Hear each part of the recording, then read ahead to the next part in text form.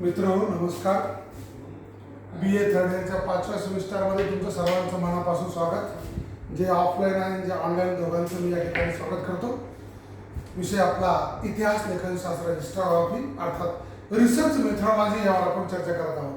आणि काल परवा छान मजेशीर आपले या विषयाकडे आपण लक्ष केंद्रित केलं आणि आधुनिक भारतापेक्षा आधुनिक जगाच्या इतिहासामध्ये इतिहासात कशा पद्धतीने बदल झाले याचा विचार आपण त्या ठिकाणी केलेला दिसतो. आणि इतिहास लेखन शास्त्र पद्धतीमध्ये रिसर्च मेथॉडॉलॉजीमध्ये कशा पद्धतीनं परिवर्तन होत गेलं आणि या परिवर्तनाच्या विविध दृष्टिकोनाच्यातून मांडत आलेले जे सिद्धांत आहे त्या सिद्धांतांची चर्चा आपण केली. एक लक्षात घ्या मित्रांनो, युरोप खंडामध्ये जेव्हा कास्टोनोफचा पाडाव झाल्यानंतर विविध तंत्रज्ञान विज्ञान यांचं भाषांतर होऊन साहित्य निर्मिती झाली. लोक विचार करू लागले. मागास जातीच्या लोकांना सबाल्टनचा दृष्टिकोन समोर आला तर जिथं मालक वर्ग कशा पद्धतीने आक्रमक प्रवर्तन त्यांच्यावर हक्क बजावतं, मग मालक आणि कामगार असे संघर्ष पेटायला लागले. असं सगळं वातावरण आणि धार्मिक कर्मकांडाला विरोध होण्यासाठी लोक एकत्र समाज परिवर्तनाच्या दृष्टिकोनातून एकत्र यायला लागली होती. अशा या सगळ्या डोलारामध्ये आम्हाला या ठिकाणी 20 डिसेंबर 1795 रोजी इंग्लंडच्या सक्सेसी प्रांतातील एका छोट्या खेड्यामध्ये लिओपोल्ड रँकेचा जन्म झाला. आणि म्हणून आपण आधुनिक इतिहासाचा जनक या अर्थानं जेव्हा आपण याचा विचार करतो, आधुनिक इतिहासाचा जनक म्हणून आपण लिओपोल्ड रँके याचं नाव आग्रहानं घेतो हा या ठिकाणी पाहायला मिळतं. आणि मग लिप्झिग विद्यापीठातून त्यानं भाषाशास्त्र धर्मशास्त्राचा अभ्यास केला. नंतर तो मार्टिन लुथर किंग याचा त्याच्या आयुष्यामध्ये फार मोठा प्रभाव होता. त्यानंतर त्यानं प्राचीन ग्रीक संस्कृतीमधील असणारे असंख्य वाङ्मय त्यानं अभ्यास केले.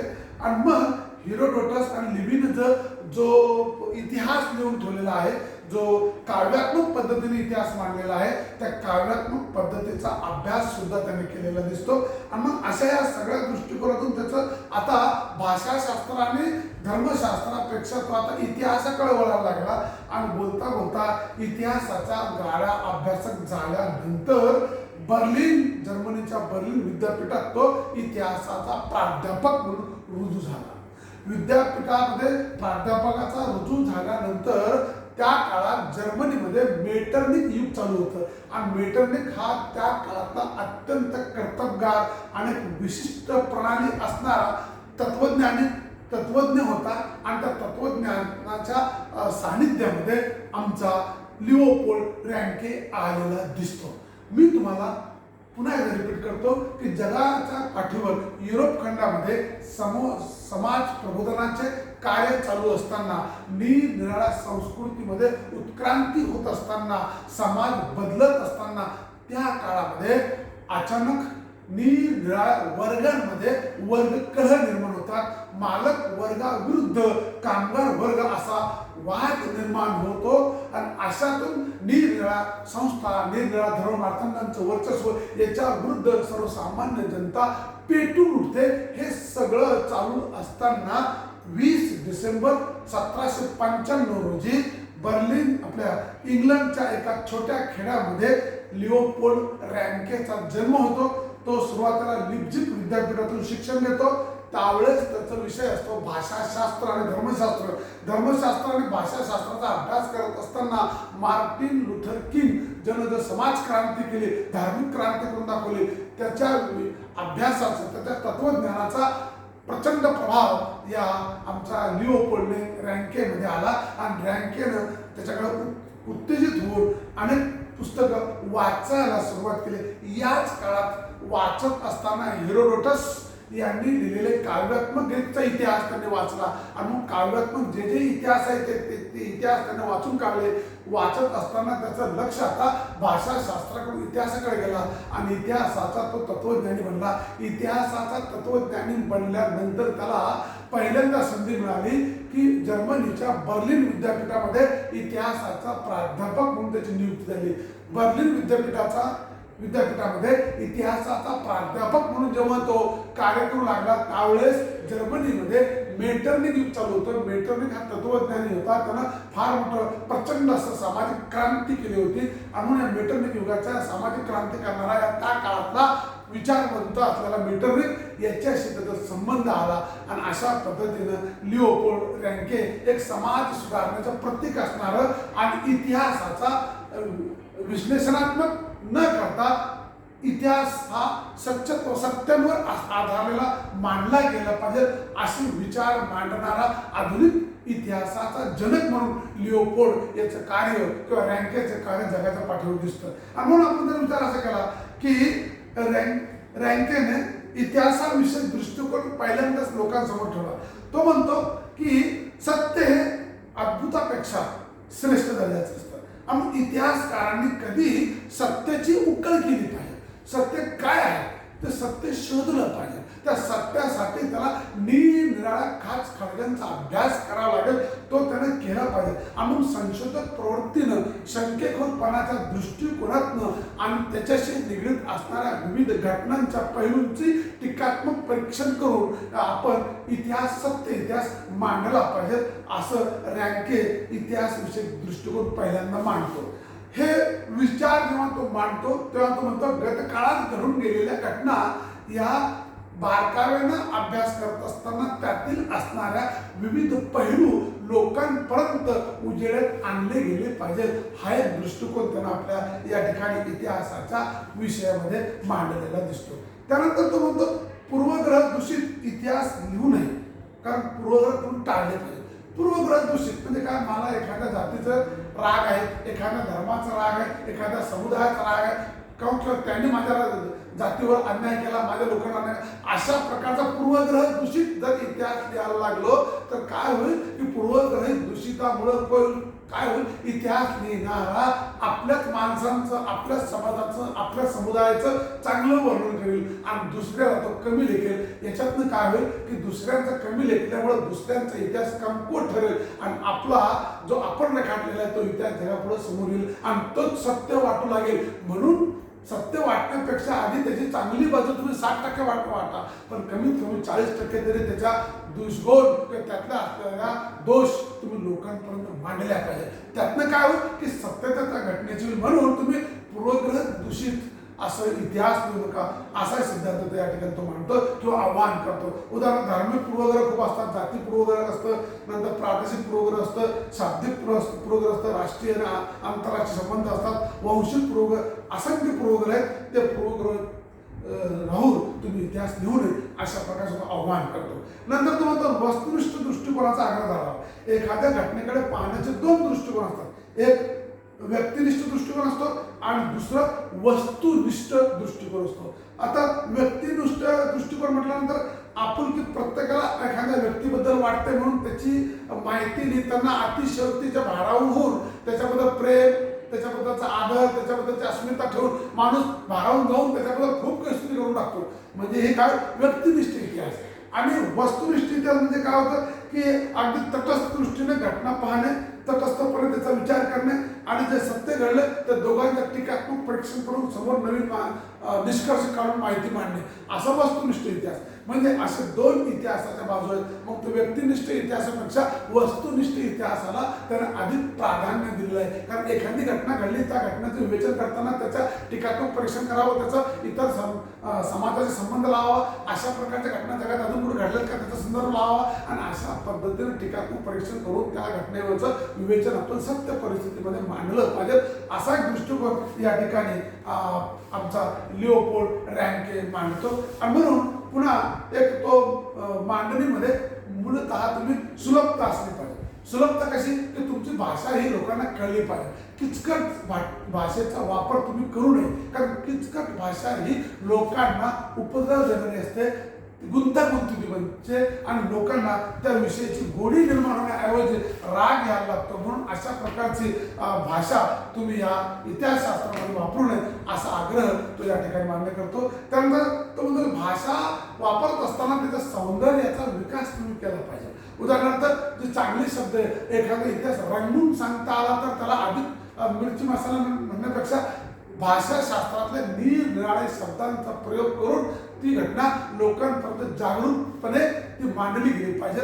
असं तो सौंदर्य भाषेचा उच्चार करतो. नंतर तो म्हणतो साधनांचा शोध व चिकित्सा केली पाहिजे.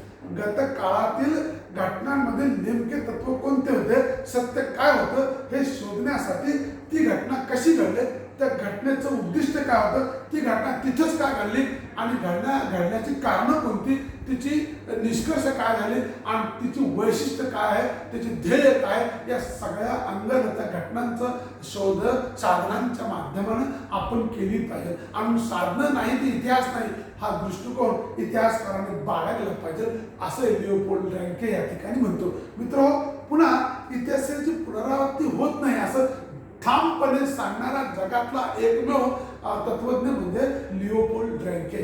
लिओपोल्ड रँके म्हणतो की इतिहासाची पुनरावृत्ती होत नाही, पण वर्तमान काळात एखादी घटना घडते तर लोकांना असं वाटतं असं एकदा असं घडलं होतं आणि त्या घडलेल्या घटनाचा आजच्या घटनेशी संबंध लावण्याचा तो प्रयत्न करतो. पण ही फार मोठी चूक आहे. तो म्हणतो असं काही नाही, एकदा इतिहासात जमा झाला म्हणजे ती पुन्हा घटना होत नाही. पण ही घटना घडते तेव्हा असं समानसारखं वाटतं, हे साहजिकच आहे. त्याच्या पोटी असणारी अस्मिता, त्याच्याबद्दल असणारं प्रेम, त्याच्याबद्दलची असणारी आपली आदरयुक्त भावना, या सगळ्या गोष्टींमुळे कदाचित असं वाटायला लागतं की ती प्राचीन काळी अशी घटना घडली होती ती आता तशी घडते असं समावेशक वाटण्याचा अर्थ होतो. पण वास्तविक पाहता तसं नसतं. म्हणून इतिहासामध्ये हे मान्य केलं पाहिजे की पुनरावृत्ती होत नाही. हा सिद्धांत पहिल्यांदा जगाच्या पाठीवर या लिओपोल्ड रँकेनं इतिहासशास्त्रामध्ये मांडलेला दिसतो. पुन्हा समकालीन इतिहास नोंदण्यातील अडचणी खूप आहे. समकालीन इतिहासामध्ये एखादी घटना समकाळात घडली तर ती उद्याची इतिहास बनते.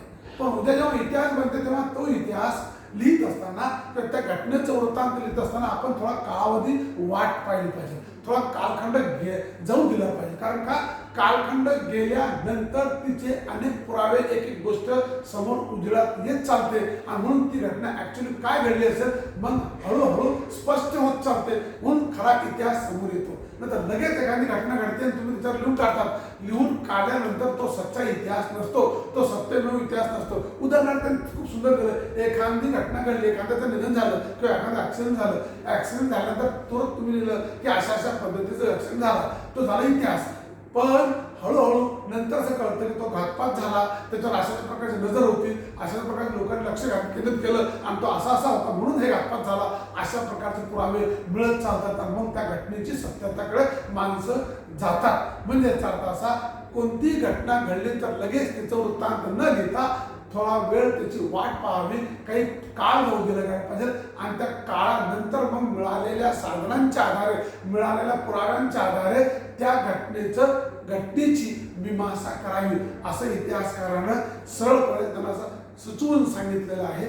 त्यानंतर तो म्हणतो संस्कृतीचे जे आंतरसंबंध आहे, ग्रीक संस्कृती आहे, रोमन संस्कृती आहे, ॲसिरियन संस्कृती आहे, सुमेरियन संस्कृती आहे, चीनी संस्कृती आहे, भारतीय संस्कृती आहे, या अनेक संस्कृती आहेत. या संस्कृतीमध्ये अंतर्गत संबंध प्रस्थापित झालेले होते किंवा त्यांचे कशा प्रकारचे व्यापारी दळणवळण मार्ग चालू होते हे आपण का समजून घेत नाही. आपण समजून घेतलं असताना आपण याचा प्रभाव एकमेकांवर पाहावयास मिळतो. सगळ्यांचं उद्दिष्ट एकच होतं की नदीच्या किनाऱ्यावर राहणे, अन्न, वस्त्र, निवारा ह्या 3 मूलभूत गरजा मिळवणे आणि याच्यातून त्यांची संस्कृती उदयाला आली. या संस्कृतीने दुसऱ्या संस्कृतीवर घात घेतला आणि विजय संपादन केलं, आपलं साम्राज्य विस्तार केला. अशा प्रकारचं मानवी जीवनाचं हे अवलोकन आहे. मग हे अवलोकनावर विचार करत असताना आपण छोट्या गोष्टीचा विचार मोठ्या गोष्टीचा लावला गेला पाहिजे. एखादी छोटी घटना जगाच्या पाठीवर किती महत्वाची आहे हे सुद्धा आपण मांडता आले पाहिजे. असा दृष्टिकोन, आंतरसंबंध आपल्या व्यक्तींमध्ये असावं, इतिहास लिहिणाऱ्यांमध्ये असावं असं लिओपोल्ड यांचं म्हणणं आहे.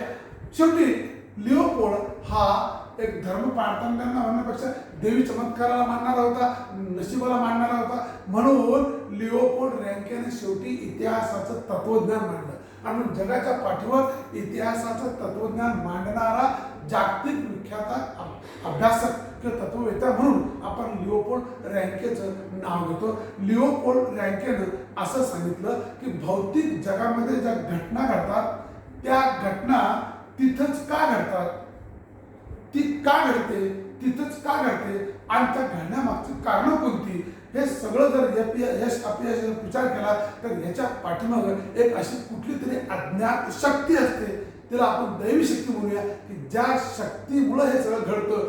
जग हे चाललंय ना, हे चालणाऱ्या जगाच्या पाठीमागे कुठली तरी एक दैवी शक्ती आहे आणि त्या दैवी शक्ती याला नियंत्रण प्रस्थापित करते. म्हणून तो सुद्धा आता निसर्गावर किंवा घडलेल्या घटनांच्या पाठीमागे अद्भुत शक्ती आहे असं ठामपणे सांगतो. म्हणजे दैवी शक्तीचा वापर तो करतो. म्हणजे जगाच्या इतिहासामध्ये इतिहासाचा दृष्टिकोनाचा सिद्धांत मांडताना लिओपोल्ड रँके यानं असं ठामपणे सांगितलं, इतिहासाचं तत्वज्ञान सांगताना त्यांनी ठामपणे सांगितलं की ज्या जगाच्या पाठी घटना घडल्या त्या घटनेमागं अशी एक असीम अशी दैवी शक्ती होती की ज्यामुळे त्या घटना घडल्या. आणि म्हणून देवी शक्ती किंवा दैवी शक्तीचं वास्तव्य किंवा अस्तित्व या ठिकाणी आमचं लिओपोल्ड रँके मानतो. रँकेनं Venice of the end of 16th century असेल किंवा हिस्ट्री ऑफ रोमन पीपल्स असेल किंवा इंग्लंड, जर्मन, पर्शिया येथील इतिहासाचा मागोवा असेल,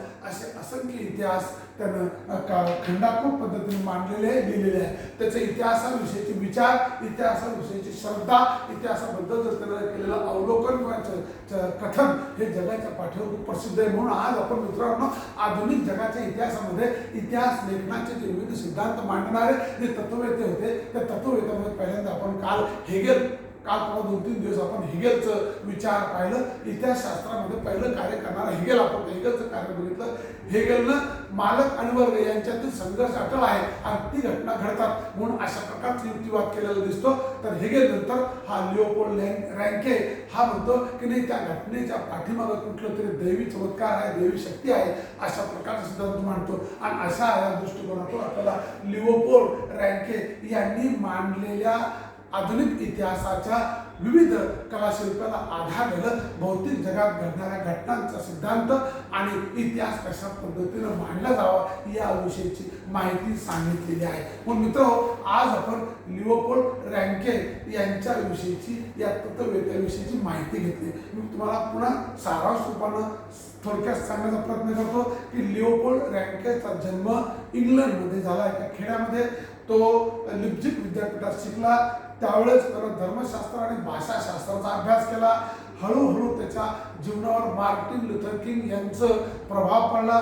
बोलता बोलता तो ग्रीक संस्कृतीकडे वळला.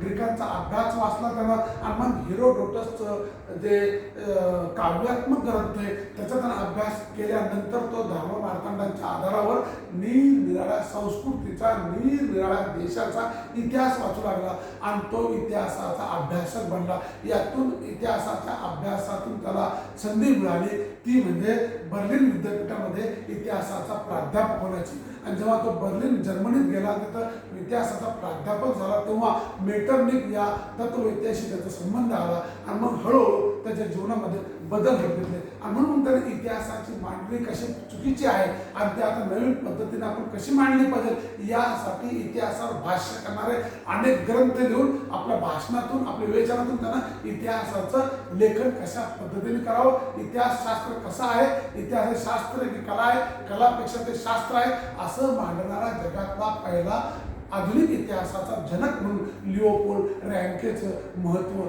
अधिक उत्तम वाटतं. आणि रँकेनं इतिहासाविषयी दृष्टिकोन सांगताना सत्य कथन केलं पाहिजे, सत्याचा शोध घेतला पाहिजे आणि त्यासाठी साधनांच्या आधारे निरनिराळ्या घटकांचा विचार करून त्याच्यावर सत्य मांडणी आपण केली पाहिजे असा इतिहास त्यानं मांडलेला आहे, विचार मांडलेला आहे. नंतर तो म्हणतो की पूर्वग्रह दूषित तुम्ही विचार न ठेवता त्या घटनेचं व्यवस्थितपणे सत्य मांडण्याचा प्रयत्न करा. जर तुमच्या अंगात पूर्वग्रह असेल तर तुम्ही दुसऱ्या शत्रुपक्षाचा इतिहास चांगल्या पद्धतीने मांडणार नाही आणि त्यामुळे शत्रुपक्षाचा इतिहास कमी होईल आणि तुमच्यात जास्त अतिशयोक्तीने इतिहास भरला जाईल आणि तोच पुढे भविष्यामध्ये सत्य वाटेल. म्हणून दोन्ही बाजू मांडणारा सत्यवरती इतिहास तुम्ही मांडावा, तो पूर्वग्रह दूषित नसावा असं तो म्हणतो. वस्तुनिष्ठ इतिहास लिहिण्यापेक्षा आपले व्यक्तिनिष्ठ इतिहास लिहिण्यापेक्षा वस्तुनिष्ठ इतिहास तुम्ही मांडावा असं या ठिकाणी तो म्हणतो. तर आता मांडणी सुद्धा सुलभ पद्धतीने तुम्ही केली पाहिजे, ते सर्वांना कळले असं तो इतिहास मांडला गेला पाहिजे. भाषाशास्त्राचा तुम्ही वापर केला पाहिजे. अलंकारिक शब्द न वापरता जे घटना स्पंदन देतात, स्फूर्ती देतात अशा प्रकारचे भाषातले शब्द वापरून तुम्ही तो इतिहास लोकांपर्यंत मांडला पाहिजे. नंतर साधनांची चिकित्सा केली पाहिजे. एखादी घटना घडली, तिची साधनं कोणती आहे, तिचे पुरावे काय, मग नो डॉक्युमेंट्स नो हिस्ट्री आपण जेव्हा म्हणतो, तर जी साधनं आहे ती साधनं लोकांपर्यंत जी मिळतात त्या साधनांचा पाठपुरावा करून त्यांची टीकात्मक परीक्षण करावं. ती घटना घडली, त्याचा इतर लोकांशी संबंध कसा मिळवतो, इतर घटनेशी त्याचा संबंध करून टीकात्मक परीक्षण केले पाहिजे असं या ठिकाणी तो म्हणतो. मग साधनांचा शोध घेतल्यानंतर तो म्हणतो इतिहासाची पुनरावृत्ती होत नाही हे मान्य करा. कारण समकाळात एखादी घटना घडल्याचं आपल्याला असं वाटतं की अशी एक घटना जुन्या काळात घडली होती आणि रिपीट होत आहे, तर असं काही नाही. तर ती इतिहासातून घडलेली घटना असते, त्याचा याचा काही संबंध नसतो. त्यामुळे इतिहास पुनरावृत्त होत नाही हे या ठिकाणी ठामपणे सांगितलं. तो समकाळात एखादी घटना घडली तर त्या घटनेचा वृत्तांत लगेच नका लिहू, तर त्याला अजून वेळ होऊ द्या, तिची वेळ जाऊ द्या. वेळ झाल्यानंतर आपाप एक एक पुरावा पुढे येईल आणि अनेक पुरावे आल्यानंतर त्या पुराव्यांच्या आधारे ती घटना वर्णन करा, म्हणजे अधिक प्रमाणामध्ये ती सत्य वाटू लागेल आणि तो सत्य इतिहास जगाच्या पुढे येईल. नंतर काय होईल, लगेच लिहिल्यामुळं त्याचे दुष्परिणाम पाहायला मिळतील. म्हणून सत्याची वाट पाहण्यासाठी तुम्ही सवय लावा आणि इतिहास लोकांपर्यंत पोहोचवा. जगाच्या पाठीवर अनेक संस्कृती निर्माण झाल्या, त्या संस्कृतीच्या आपसातले मतभेद, आपसातील संदर्भ, आपसातील सहसंबंध याची तुम्ही चर्चा करा आणि जगाच्या दृष्टिकोनातून आंतरक्रियांचं क्रिया आणि आंतरक्रिया, प्रक्रिया आणि अप्रक्रिया या सगळ्यांचा उहापोह तुम्ही करा. म्हणजे इतिहासातून तुम्हाला जगभरातल्या सगळ्या संस्कृती ही मानव निर्मित आहे आणि माणूस हा शेवटी सर्वश्रेष्ठ आहे अशा प्रकारचे विचार प्रणाली तुमच्या लक्षात येईल. आणि तो लिओपोल्ड म्हणतो इतिहासाचं तत्वज्ञान मांडतो. या तत्वज्ञानात तो म्हणतो की जगाच्या पाठीवर ज्या घटना घडतात त्या घटना घडण्या पाठीमागं कुठली तरी नैसर्गिक दैवी शक्ती कारणीभूत असते, त्याच्यामुळे सगळं घडतं. म्हणून दैवी शक्तीचा स्वीकार इतिहासाच्या तत्वज्ञानामध्ये मान्य केलेला दिसतो. अशा पद्धतीने आज आपण युरोपातील जे 4 अभ्यासाला आपल्याला 4 तत्वज्ञ आहे, त्या तत्वज्ञातनं पहिलं आपण काल परवा हेगेल घेतलं, आज दुसरं आपण रँके, लिओपोल्ड रँके याच्याविषयी माहिती घेतली. जर तुम्हाला समजलं नसेल तर याच्यावर तुम्ही प्रश्न विचारा, अवश्य मी तुम्हाला प्रश्नांचे उत्तर देईल. बॉक्समध्ये खाली तुमचं रिमार्क करताना मेसेज टाका, त्या प्रश्नांचे उत्तर नक्कीच तुमच्यापर्यंत पोहोचून. इथं आपण थांबूया, इथून पुढे उद्या पुढचा तत्वविद्यांचा आपण अभ्यास करूया. इथं थांबूया. नमस्कार.